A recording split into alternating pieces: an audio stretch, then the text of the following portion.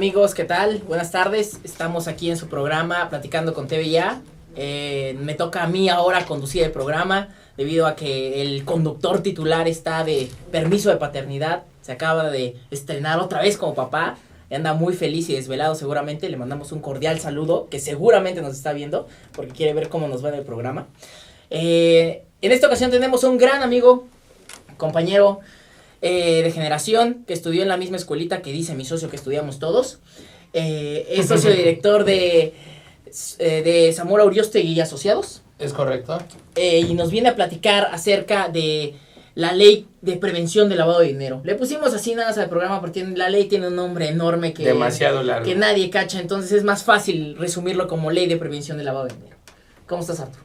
Muy bien, gracias por la invitación. Le mando una felicitación a Alfredo antes que nada.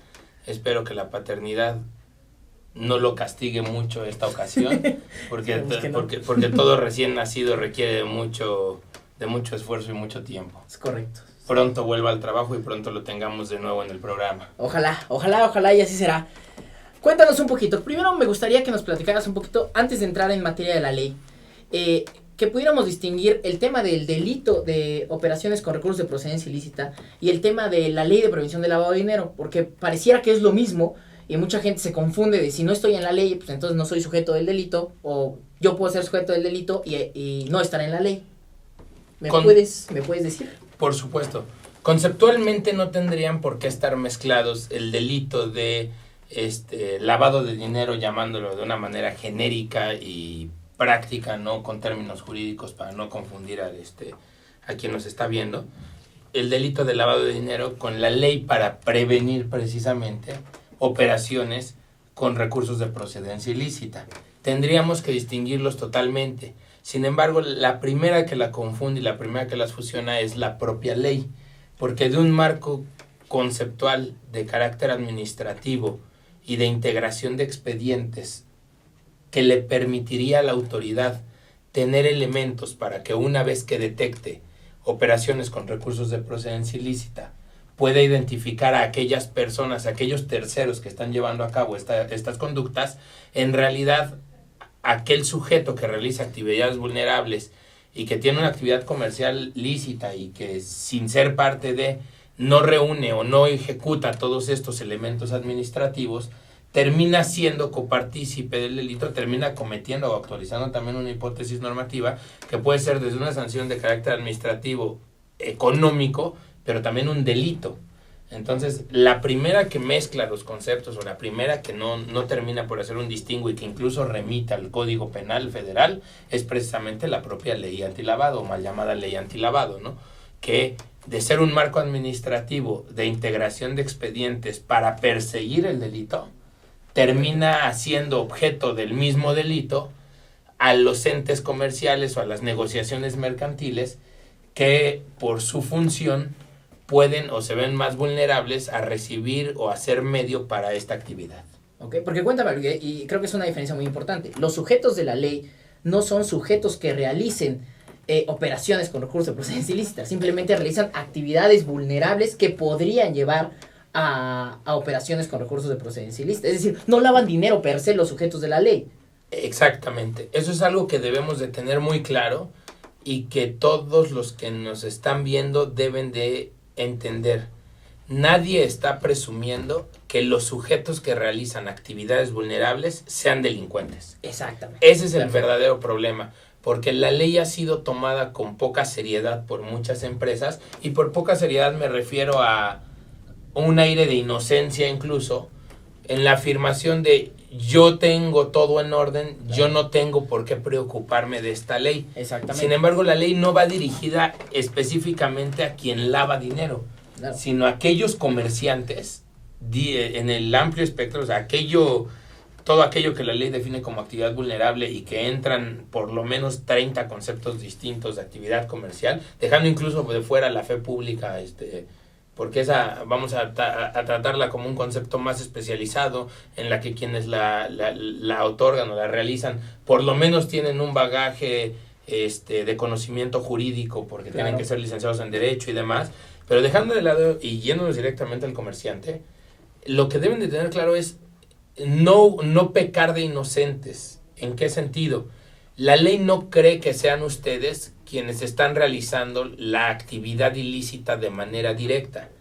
La ley les impone un régimen administrativo, un régimen de control, para que el día de mañana, si son ustedes usados como medio para el lavado de dinero, la autoridad tenga los elementos necesarios para identificar a la persona que los utilizó.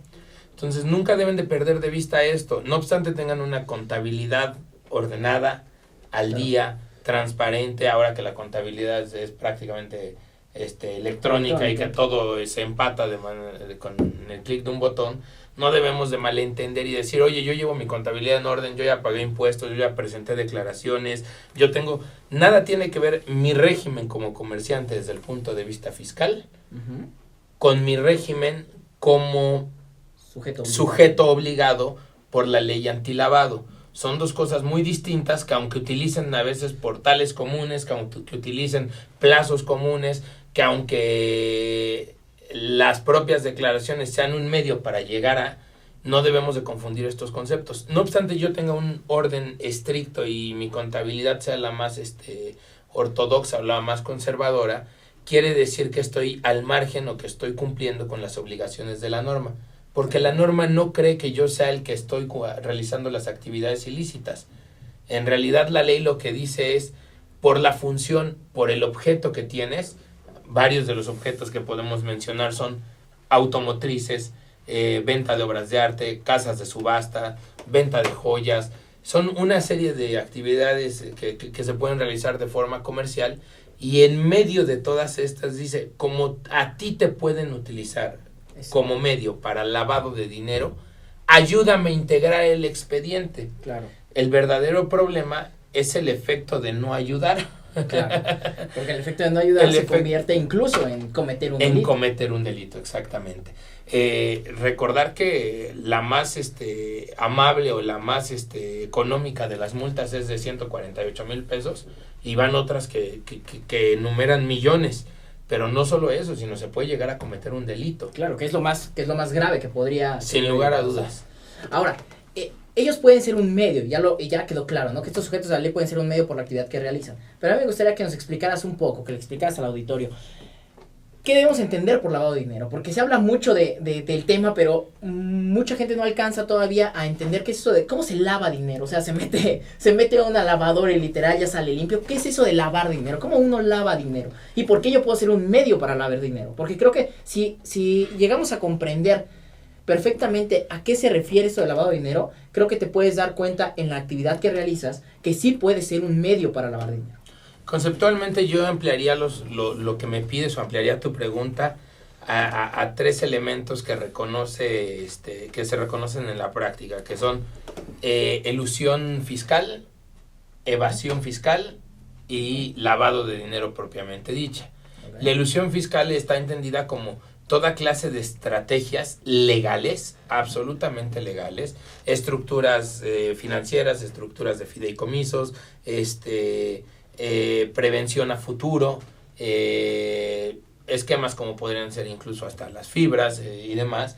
Ahí estaría justamente el tema de estas empresas, de los Panama Papers que existen y tal.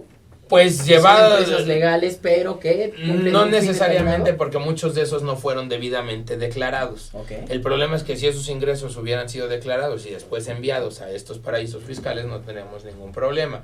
Okay. El tema está en que si los hubieran declarado, les quitas todo sentido, porque habrían sido ingresos debidamente fiscalizados, claro, que ya después qué necesidad habría de mandarlos a paraísos fiscales, claro, si ya están fiscalizados. Okay. Pero más allá de eso hablo de estrategias legales, estrategias que ahorran en mayor o menor medida impuestos, pero que tienden al pago de impuestos, claro, de manera legal. Por eso hablaba de una visión conservadora, ortodoxa o no ortodoxa, que puede asumir cierta interpretación de la norma, pero que todo está dentro del margen de la ley. Okay. Evasión fiscal es cuando abiertamente y de manera arbitraria el contribuyente deja de pagar impuestos, omite ingresos que ha tenido y no hace el pago correcto de sus contribuciones. Okay. ¿Okay? Esto puede ser desde el no pago hasta el no registro de ciertos ingresos. Claro. ¿Okay? El concepto de lavado de dinero es aún más grave porque el lavado de dinero no necesariamente va de la mano de la evasión fiscal. Claro. El lavado de dinero incluso es, yo recibí determinadas cantidades de dinero de actividades ilícitas, tengo este dinero que no puedo justificar a la autoridad porque proviene de un ilícito, y precisamente lo que uso es un mecanismo sí legal, o una empresa o una negociación sí legal, para dar ingreso a un tracto comercial lícito a ese dinero. Pero a ver, cuéntame, por ejemplo, imagínate que ya tenemos al secuestrador que acaba de cobrar un rescate y tiene $1,000,000.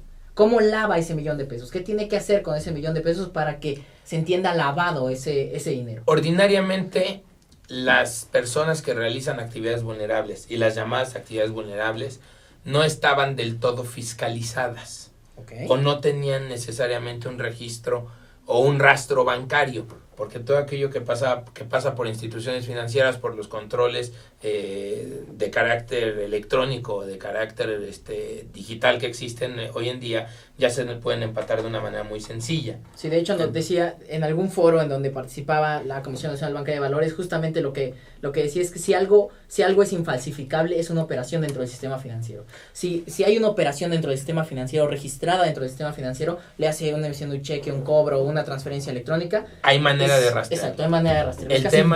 El tema era que estas operaciones justo eran no rastreables. Okay. El pago de un inmueble que se podía llevar a cabo en efectivo hasta hace 2 años y medio, 3 años prácticamente. Entonces, ¿cómo legalizaba yo ese dinero? Pues lo invertí en inmuebles, no había ningún control en registro público que generara necesariamente una declaración fiscal o un vínculo fiscal relacionado al sujeto que estaba adquiriendo el inmueble. Peor aún, si la que vendía era una persona moral, la persona moral declaraba su ingreso y ni siquiera declaraba al sujeto que le estaba vendiendo, y el fedatario público que daba fe de la compra-venta o de la operación de transmisión de dominio ni siquiera era obligado a dar un aviso por la operación porque no era retenedor de esa persona moral. Claro. Entonces había un sinnúmero de operaciones en los que por el margen, por montos y demás, compra de obras de arte y demás, yo podía justificar la existencia de bienes, y después al momento de enajenar esos bienes, ahora sí que ya lavar mi dinero o legalizar mi ingreso derivado de la última operación comercial y no del origen del dinero para adquirir estos bienes. Ok, entonces tomando en cuenta mi ejemplo, si el secuestrador agarra su rescate, va a comprar un inmueble y después compraba un inmueble y ese inmueble después lo vendía y recibía el precio de ese inmueble, ese dinero que ya recibía ya estaba lavado, por decirlo así, ya era lícito para él. Exactamente. Y en el peor de los casos había un rastreo a la operación si la otorgaba ante fedatario público. Pero también sabemos que en nuestro país existe un grave problema, que es la informalidad, que es no necesariamente toda operación inmobiliaria, por difícil que lo podamos creer, se otorgaba ante un notario público. Entonces, toda esta irregularidad, todo este juego con el efectivo, daba lugar a que se hicieran maniobras de lavado de dinero, desde declarar un precio que podía yo justificar a través de mis declaraciones de ingresos ante el fisco, y en realidad hacer un pago en efectivo de otra naturaleza. Okay. Entonces realmente por eso es una ley de prevención, es una ley que ataca actividades comerciales que estaban, vamos a decirlo de alguna manera, poco cuidadas o poco reguladas y que no necesariamente dejaban un rastro bancario. Porque incluso las automotrices, podríamos pensar que la relación entre la empresa armadora o importadora del automóvil y ya como tal la automotriz que le vendía el automóvil al usuario final, por lo menos esta registraba N cantidad de operaciones, ¿no? Y eran fiscalmente controlables. Sin embargo, la venta al usuario final no necesariamente era a través de una operación que dejara un rastro bancario. Y en el último de los casos, la automotriz podía darle ingreso a ese dinero y no era ilegal tomar ese dinero en efectivo y no tomar necesariamente absolutamente todos los datos del sujeto. También esto lo prevé la ley con una de las obligaciones derivadas de la propia ley que ahorita vamos a tocar más a fondo, que es por lo menos la declaración o el exhibir quién es el llamado beneficiario controlador, es decir, quién económicamente es quien recibe todos los beneficios o el beneficio efectivo de esto. Los llamados prestanombres, o atacar también a los llamados prestanombres, y que sepan que no nada más ya civilmente están cometiendo un ilícito, sino que está ahí ya una sanción de carácter penal por llevar a cabo esa función. Exactamente, ok. Pues cuéntame algo entonces, cuéntame el marco conceptual general de la ley de lavado de dinero. El marco conceptual de la ley de lavado de dinero. Voy a empezar por el concepto de sujeto que realiza actividad vulnerable. El sujeto que realiza una actividad vulnerable no es el delincuente de inicio. Okay. O sea, no es quien pretende lavar dinero. Es un sujeto, comerciante, fedatario público, comerciante intermediario, incluso ni siquiera generador del producto que está enajenando, y que por la actividad que realiza puede ser utilizado como medio para legalizar recursos de procedencia ilícita. Es correcto. Entonces, el primer concepto es el objeto o el sujeto al que regula la ley no necesariamente es quien realiza el principal delito, que es el lavado de dinero, sino aquel comerciante o aquella entidad mercantil que de manera indirecta puede ser utilizada como medio para el lavado de dinero. De acuerdo. Primer concepto. Segundo concepto, la llamada actividad vulnerable.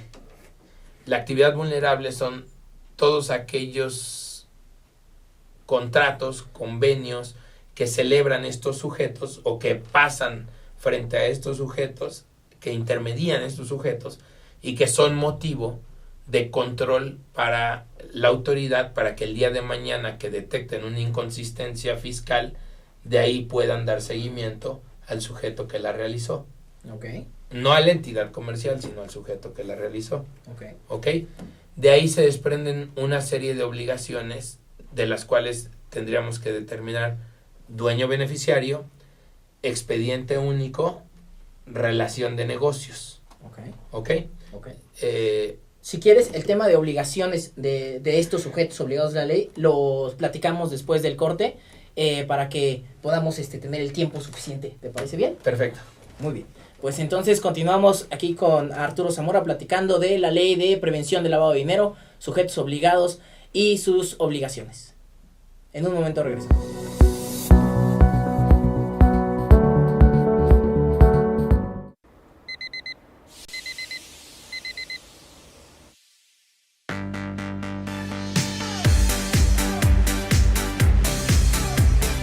Cuando la vida te pone a sudar, hidrata la vida. Electrolit, científicamente hidratante.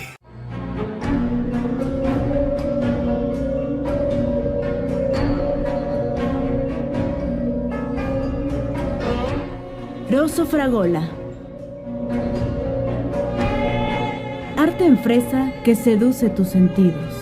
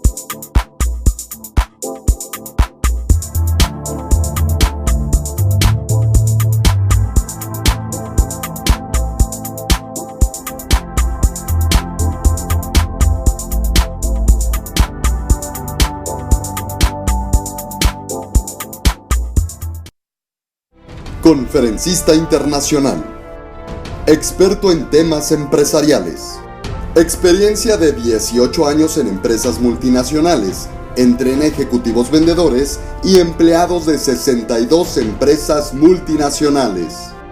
Conductor del programa Líderes en Acción en Astele.tv. Ha brindado más de 2.500 conferencias en México, Centro y Sudamérica. Orador profesional y campeón nacional de oratoria. Considerado el comunicador del año. Gildardo Avendaño. Ruiz Robles, corredores públicos y peritos traductores. Trabajamos para darles seguridad, confianza y un servicio profesional en sus asuntos relacionados a fe pública, valuación, arbitraje comercial, asesoría jurídica y traducciones. Para nosotros lo más importante es su satisfacción, brindándole además la asesoría jurídica necesaria en su negocio, con un equipo de profesionales capacitados para prevenir y resolver situaciones de riesgo en su empresa. Le aseguramos una asistencia profesional personalizada y humana a quien consideramos más importante, el cliente, porque las oportunidades pequeñas son el principio de las grandes empresas. Amigos, estamos de vuelta aquí platicando con TVIA, con Arturo Zamora, respecto de la ley de prevención del lavado de dinero. Nos quedamos ya vimos quiénes son sujetos obligados de la ley. Correcto. Y ahora vamos a hablar un poquito de qué obligaciones tienen esos sujetos obligados de acuerdo con la ley. Exactamente. Cuando hablamos de la ley vamos a tomar en cuenta, vamos a resumir 3 cuerpos normativos solamente como efecto informativo para el auditorio. Okay. Que es la Ley Federal para prevenir y detectar operaciones con recursos de procedencia ilícita, su reglamento y las reglas de carácter general que fueron publicadas y que han sido reformadas, que implementan todos los formatos y todos los elementos de información que prevé la ley precisamente por estas obligaciones. La primera obligación en términos de la ley habla solamente de la identificación de los sujetos que realizan las actividades vulnerables. Okay. Sujeto 1, aquel comerciante o fedatario público que realiza o que ante su fe o que por su actividad comercial tiene en su trato diario la realización de actividades vulnerables. Vamos a llamarlo como un sujeto regulador. Es el sujeto que la ley espera, que la autoridad, espera, la ayude a detectar y a integrar expedientes para identificar a estas personas. Básicamente, ellos son el soplo, ¿no? Exactamente, ellos son los chismosos. Exacto, ellos son los que tienen que reportar todo a la autoridad, sí, ¿no? Los judiciales. Exacto. Ok, entonces ellos son los que tienen que reportar todo a la autoridad. Ok.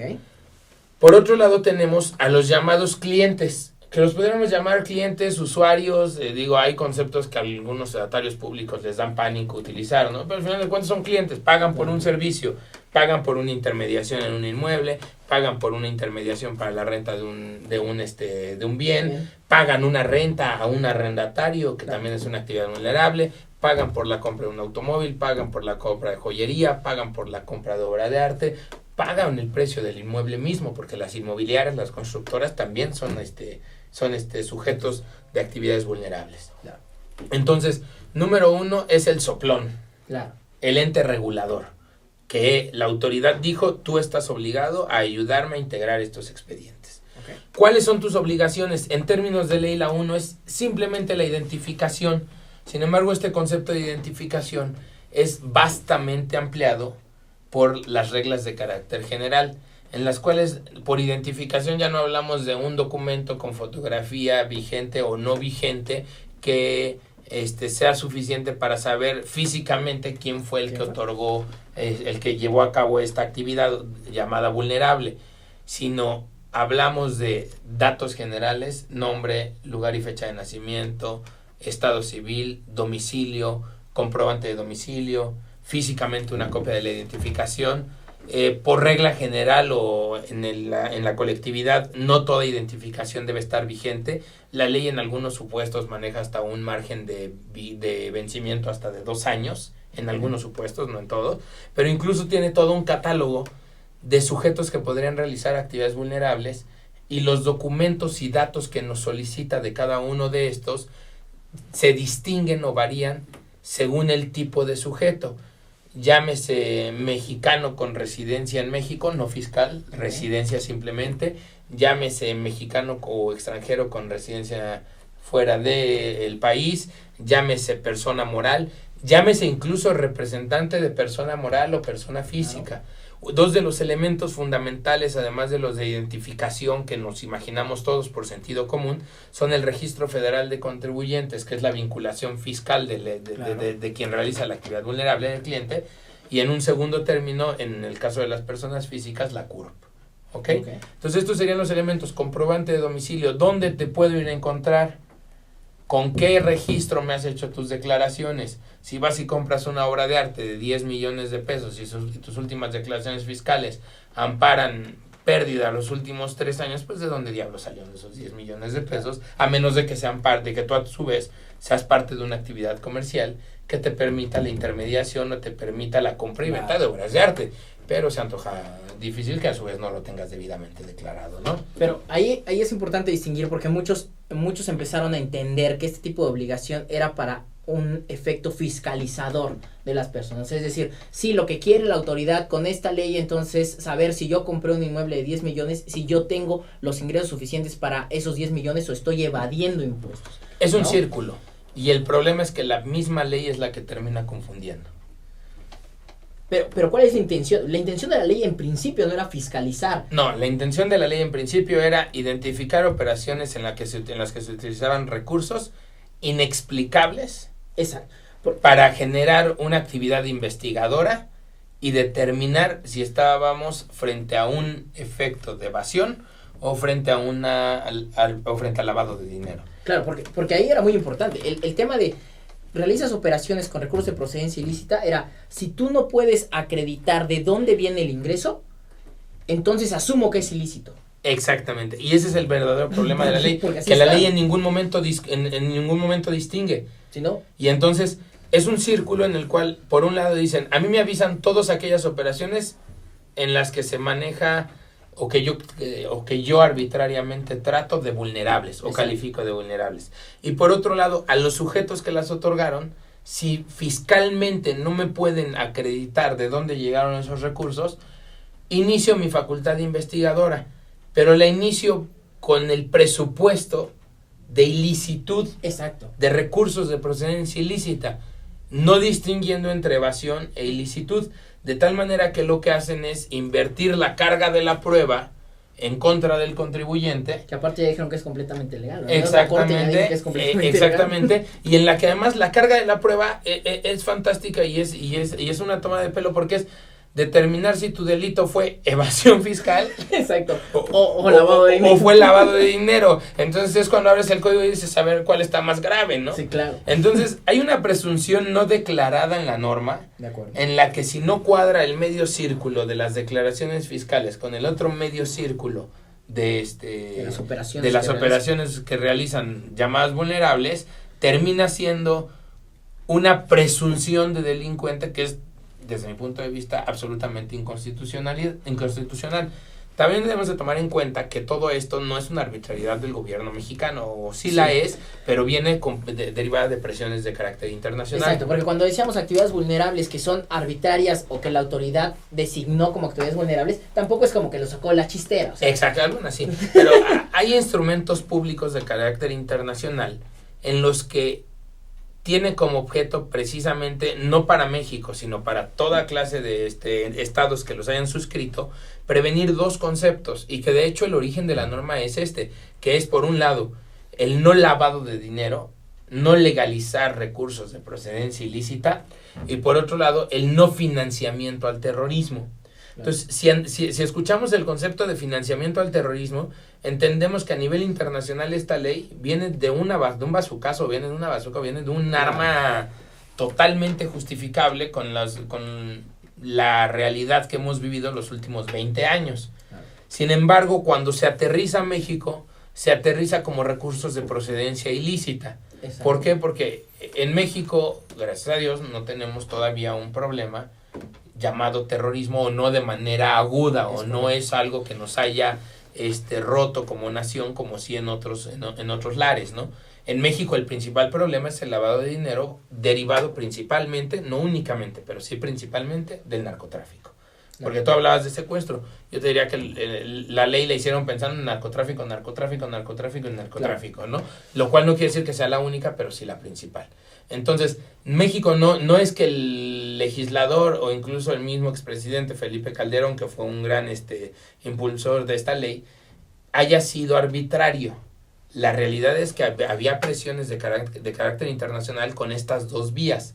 Una se aterriza de una manera más clara en México porque no tenemos en principio el problema de terrorismo. Claro. Pero tampoco descartemos que el día de mañana se enfoque la legislación en relación al al financiamiento al terrorismo, porque también debemos entender que no necesariamente por no ser un estado donde se den actos terroristas, no quiere decir que dejemos de ser un estado donde se puede obtener financiamiento para la realización de actos terroristas en otros estados.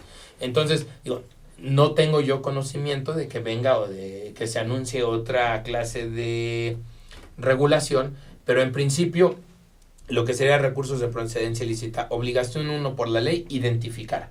Entendiendo por identificar un concepto más amplio que el que todos tenemos del léxico común, que es datos generales, domicilio, comprobante de domicilio y vinculación fiscal, que sería el registro federal de contribuyentes. Todo esto está a través de las reglas, sería la principal de todas las obligaciones. La segunda obligación sería el al menos preguntar quién diablos es el dueño beneficiario. Y digo quién diablos es el dueño beneficiario porque ni siquiera quienes estudiamos esta materia y ni siquiera los criterios que ha dado la Unidad de Inteligencia Financiera son claros en cuanto a los alcances del concepto de dueño beneficiario. La ley dice que el dueño beneficiario es aquel tercero que recibe los beneficios económicos reales del acto. Entonces tendríamos que entender que el dueño beneficiario es alguien que no tenemos a la vista, es alguien que no está presente, dejando afuera la representación legal, porque si es representación legal, aun cuando no lo tengamos a la vista, están declarando quién es. Sin embargo, no toda representación legal queda afuera, porque si el dueño beneficiario es el apoderado, entonces ahí ya hay algo extraño, porque el apoderado se va a quedar con los billetes si se supone que actúa como apoderado y no a nombre propio, ¿no? Entonces incluso hay por ahí criterios que si yo los leyera, y no es la intención porque el foro no necesariamente es especializado en la materia, si yo los leyera, cualquier abogado diría, oye, aquí hay una clara contradicción entre el primer párrafo y segundo párrafo del criterio, y sé a dónde quieren llegar, pero ni ellos supieron cómo explicarlo.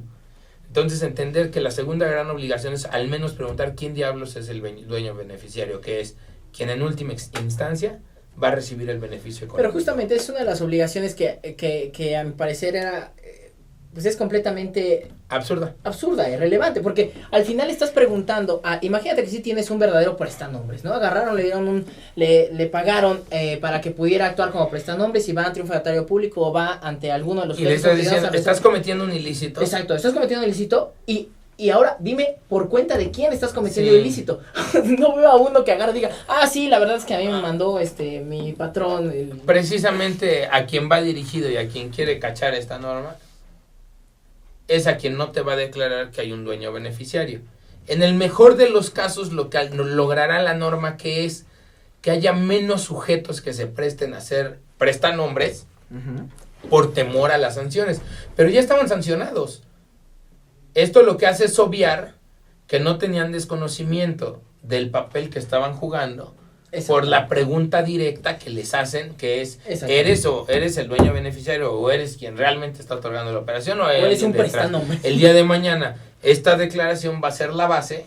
Claro, para decir tú tenías conocimiento, lo negaste, si actualizaste el delito que ya estaba previsto, no es que no existiera. Claro.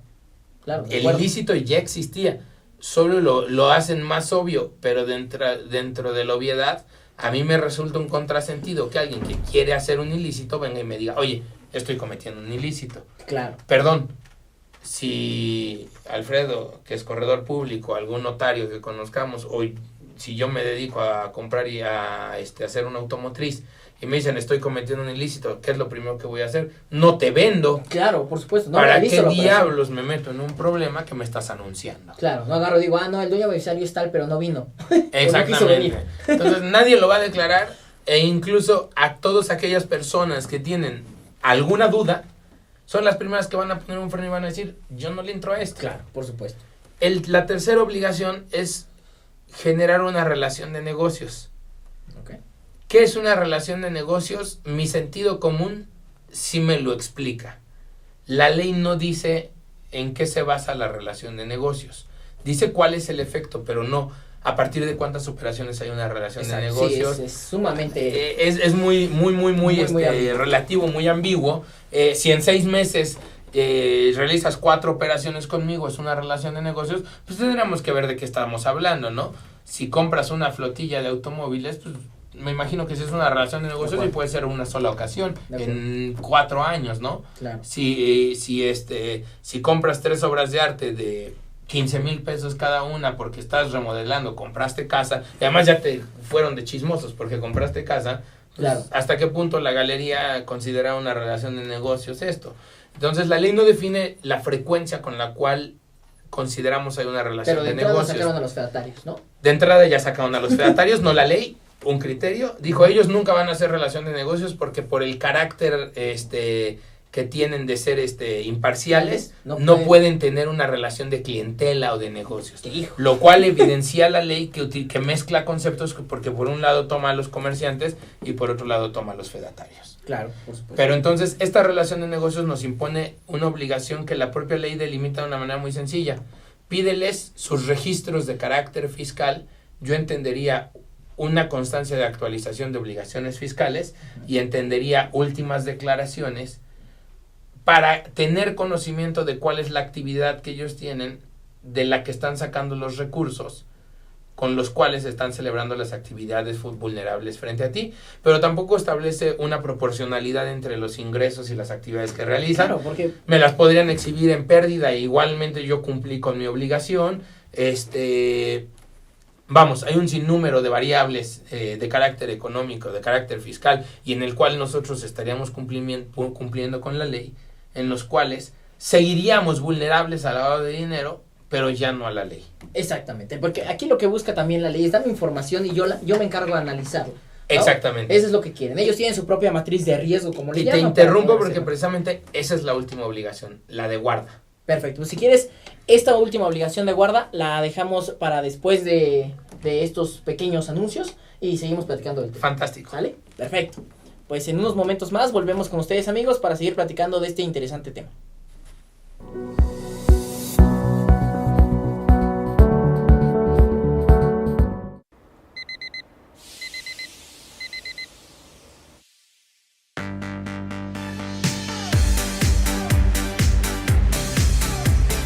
Cuando la vida te pone a sudar, hidrata la vida.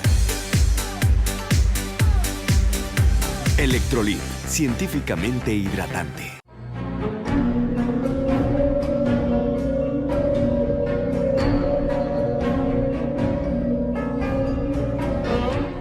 Rosso Fragola. Arte en fresa que seduce tus sentidos.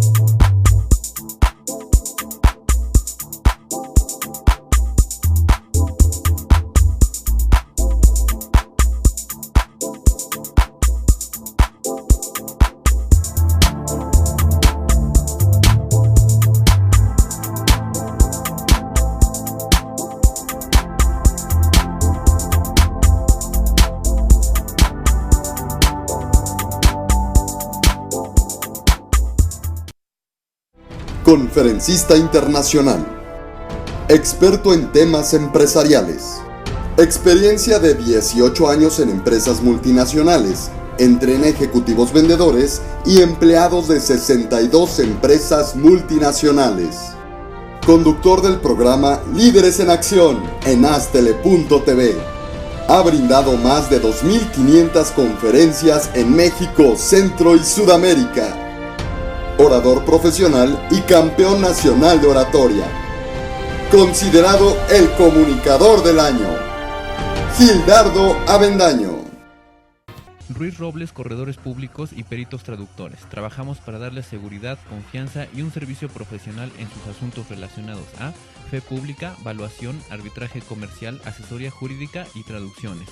Para nosotros lo más importante es su satisfacción, brindándole además la asesoría jurídica necesaria en su negocio, con un equipo de profesionales capacitados para prevenir y resolver situaciones de riesgo en su empresa.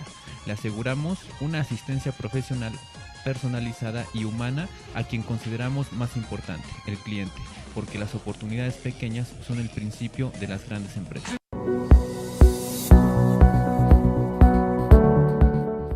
Hola amigos, continuamos aquí platicando con TV Ya, viendo las obligaciones que tienen estos sujetos de la ley de prevención de lavado de dinero, porque luego dicen lavado de dinero y parece que la ley está regulando cómo lavar dinero, y no. Es antilavado. Es antilavado justamente, es cómo no lavar dinero.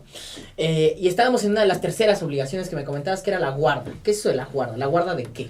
El llamado expediente único, que es este conjunto de información que la ley impone a quienes realizan actividades vulnerables o a quienes tutelan las actividades vulnerables, para que si ellos detectan alguna inconsistencia o el día de mañana encuentran una frecuencia ante este sujeto, puedan pedirle los expedientes de los clientes que otorgaron las actividades vulnerables y poder hacer una auditoría ya más específica tanto al sujeto soplón, como lo hayamos denominado, como a aquel cliente que realizó la actividad vulnerable.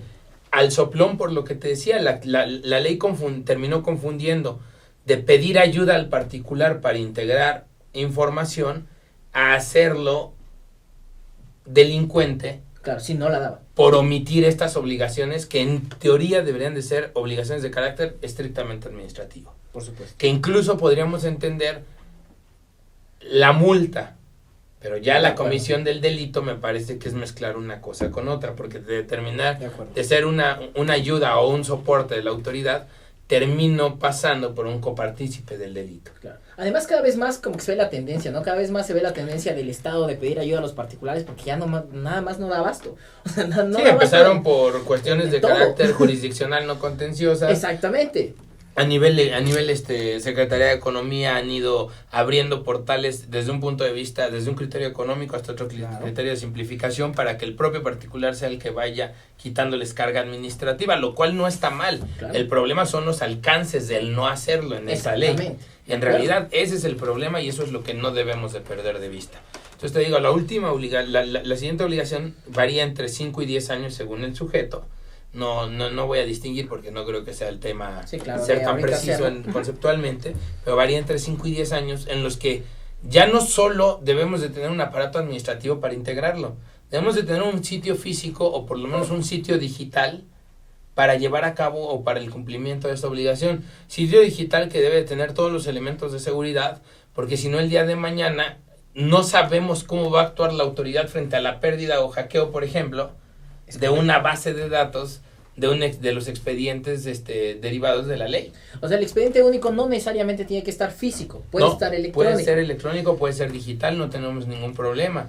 Pero ¿existe alguna obligación de que esa digitalización esté pasada por un prestador de servicios de certificación, un PCC? Para nada. Como si lo va a haber ya a nivel Sí, que ya empezaron, ¿no? Con el tema de contabilidad y correspondencia. Exactamente. Y tal, aquí todavía no llegamos a ese paso. Pero la idea, supongo yo que va a ser. La ley solamente dice que en físico y te da la opción de que podrá ser digital. El tema es que te dice, si yo voy y te requiero de 5 a 10 años, lo debes de tener perfectamente integrado. Y no tenerlo perfectamente integrado, tu menor preocupación es el dinero. Sí, claro. Y no es poco dinero. Sí, claro, no la multa. Exactamente. Que como empresa te podría matar una multa de esas, ¿no? Como empresa te puede destruir. Puede liquidarte, pues. Exactamente. ¿No? Por último, es el que cuando lleguen los requerimientos o las auditorías de parte de la UIF, estés dispuesto o tengas toda la documentación a su disposición para ver que cumpliste, porque si no, de ser investigado el cliente, te tengo una mala noticia, vas a ser investigado tú. Y de hecho, no voy a decir nombres ni nada, pero sí te podría afirmar que hay sujetos que desgraciadamente el día de hoy están cumpliendo ya una pena privativa de su libertad, que partió la investigación de esta manera. Es correcto. En atención, exactamente, bueno, no quería decirlo, pero en atención a las actividades que realizaba su cliente por omisión de las obligaciones, omisión que además no necesariamente era de mala fe, o no era de mala fe, eran literalmente omisiones, se transformó de un ataque al cliente a a una persecución del sujeto que tutelaba la actividad vulnerable y ahora él está en la cárcel. Entonces, básicamente la idea que quisiera yo transmitirle al público, a quienes nos están viendo, es la siguiente. La ley para prevenir operaciones con recursos de procedencia ilícita sí es concebida como una ley de carácter preventivo. Sí. Primera gran idea. El verdadero problema es que las sanciones son muy graves. La parte sencilla o la parte fácil o la buena noticia es que la manera de cumplir la ley no es del todo compleja. No es algo por lo que debamos de correr o debamos de dejar de intermediar inmuebles, debamos de dejar de rentar.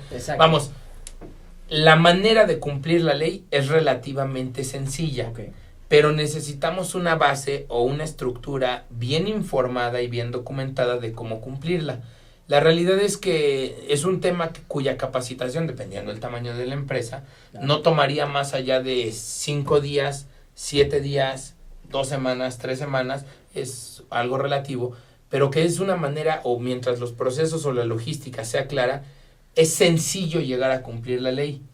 Cumplir la ley no garantiza, eso es lo más gracioso en todo esto, cumplir la ley no garantiza que no vas a ser usado para el lavado de dinero. Por supuesto. Pero sí garantiza que no te van a poner una multa. Eso. Y que no vas a ir al tanque. Exacto, o sea, no vas a ser copartícipe de un delito o un delincuente, ni vas a ser sujeto de una multa administrativa. Que al final es lo que a mí me interesa como comerciante. A mí no me interesa, con todo respeto para la autoridad, si llegaron o no al sujeto que lavó dinero. A mí me interesa, de manera práctica, cumplir con cabalidad la norma, y mientras cumpla con cabalidad las obligaciones derivadas de la ley, no podré ser responsable de ninguna multa ni de ningún delito. En ese sentido, lo único que hay que hacer es allegarse de una buena asesoría, simple y sencillamente para echar a andar todo mi control de cumplimiento de obligaciones de la ley antilavado. Incluso hay una herramienta muy poco utilizada en las reglas, que es un manual operativo. Ese manual operativo, en mi opinión, como abogado, tiene un peso fundamental como excluyente de responsabilidad, tanto de carácter penal como de carácter administrativo. Hay algunas que no nos vamos a poder quitar, ¿no? El uso de la firma electrónica como perdón, se me fue una obligación fundamental, la de dar avisos a la autoridad. Sí, claro, porque ya recabaste información, lo hiciste, ya las guardaste y tal, pero si es pero en múltiples supuestos tengo que avisar a la autoridad de estas operaciones. Entonces, hay una que es ineludible, que es la del aviso, porque el contenido del aviso podría yo señalar que tengo una secretaría capturista, ¿no? Pero el aviso como tal es mediante el uso de la firma electrónica.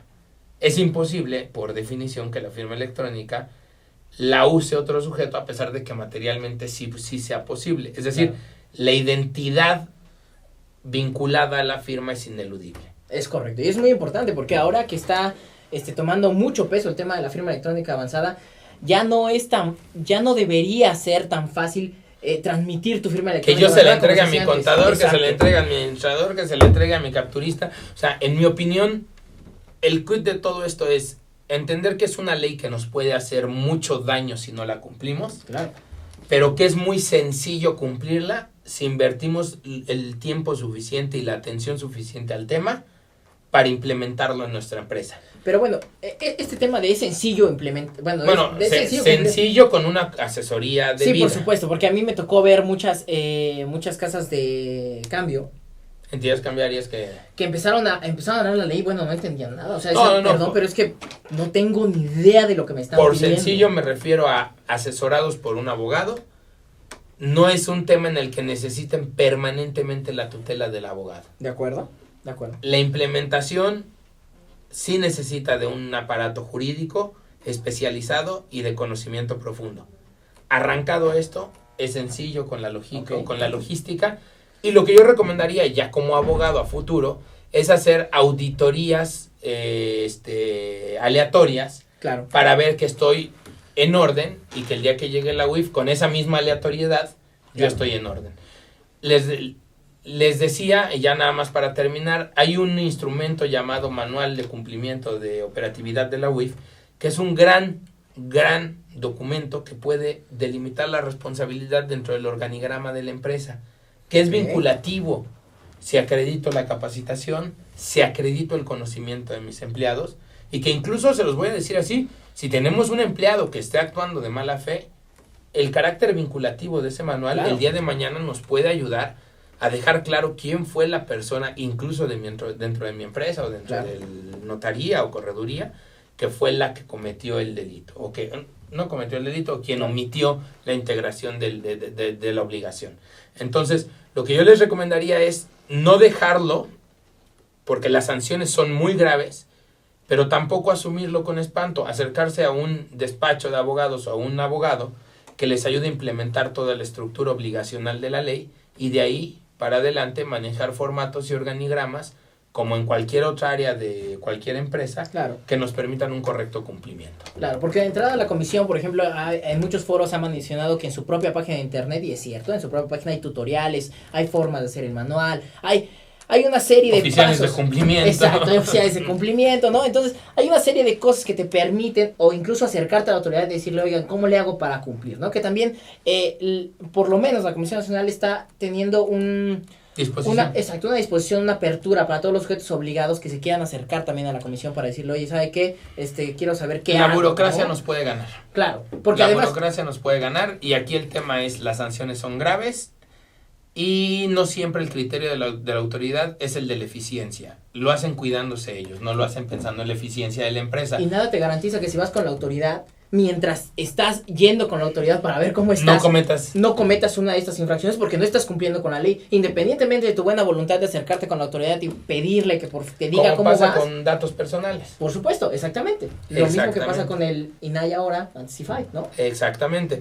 El fondo aquí es acercarse a una persona especializada que de manera eficiente, porque nunca debemos de perder de vista que somos empresa, puede implementar todas estas obligaciones de tal manera que podamos dormir tranquilos, sin los fantasmas del lavado de dinero, de las sanciones derivadas del lavado de dinero, y que además, lo voy a decir abiertamente, no garantizan que no se pueda lavar dinero, pero sí garantizan que se cumpla con toda la ley y que le demos los elementos a la autoridad para que ellos cumplan con su chamba y nosotros con la nuestra. Claro, porque la autoridad lo que pretende o lo que busca es que si usted cumple con la ley de lavado de dinero, vas a evitar ser un medio para que puedan lavar dinero a través de tu actividad comercial. Lo Eso cual, es pues ojalá se logre, ¿no? Porque también creo que es un beneficio para todos. Y a la larga, económicamente va a resultar beneficioso y va a ser positivo para la empresa, porque va a tener un punto positivo de la autoridad y una presunción de buena fe también. Exactamente, ¿no? También ganas buena reputación comercial, si estás en orden con el tema del lavado de dinero. Y creo que a nivel internacional también se ve muy bien que seas una empresa que está cumpliendo justamente con estos estándares que te pone la ley, ¿no? E incluso robándome 30 segundos más,